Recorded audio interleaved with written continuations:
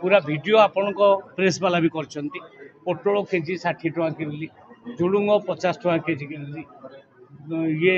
कलरा 60 टका तो 50-60 टका भितर अच्छी ये उच्चा टिके निश्चय किंतु बेलगाम वार्डटा एथे लगे ना जदि बेलगाम हम पुणी आम डिपार्टमेंट शोक बसबू ना आम नाफेड को यूज करके निश्चित भाव में अधिक दाम रे किणबू कम दाम रे लोक मान दबू ए कथा निश्चय आम गोटे गोटे भेराइटी से हम सेटा सबू जगह कंपेयर कर बैगण शुणु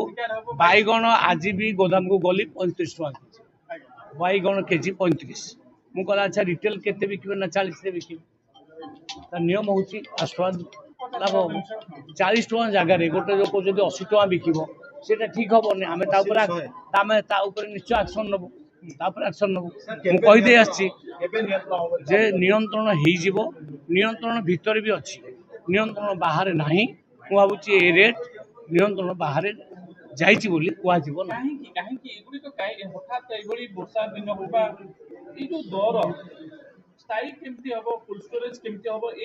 नहीं स्थायी परिवार केबे स्थायी कोठी हुए नहीं आप देखि कम बेसी बेले बेले अच्छा बिलाती बैगण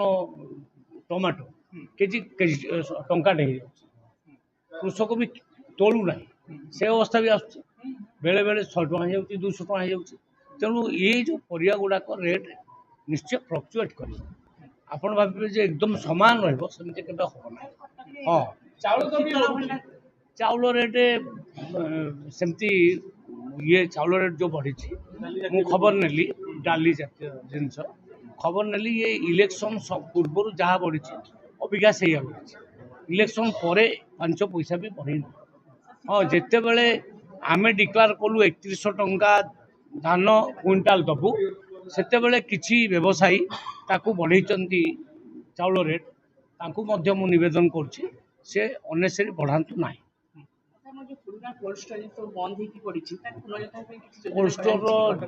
कोल्ड स्टोर नुआ सब हम माननीय मुख्यमंत्री आशा अच्छी आम मानिफेस्टो भी कही प्रत्येक सब डिविजन एटलिस्ट गोटे गोटे कोल्ड स्टोर आम अबिका कर आम लक्ष्य हूँ प्रत्येक ब्लॉक रे गोटे गोटे कोल्ड स्टोर करूँ एवं आगे देखिए आप बीजेडी सरकार समय आलू मिशन फेल पियाज मिशन फेल जिते गुड़े मिशन फेल कौन पाई ना से जहाँ कहले कले ना प्रत्येक ब्लॉक रे कोल्ड स्टोर करने कथा कहले कले ना ताको सरकार कहला बोनस दबू आम धान 100 टका भी देला ना किंतु अबिका आम 800 टका बोनस दबा जाऊँ 3100 टका दबू केन्द्र दौर 2300 2300 आम दबू 3100 तेणु से बाबद में सकाल मीटिंग चलता केमती खरीफ फसल बेलू आम दि तेणु आम प्रकृत में कृषक मानक आउ लोक मानक जनसाधारण काम कर सरकार निश्चित कर ये दर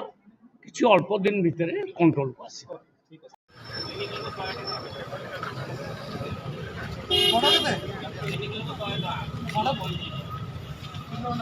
छोटा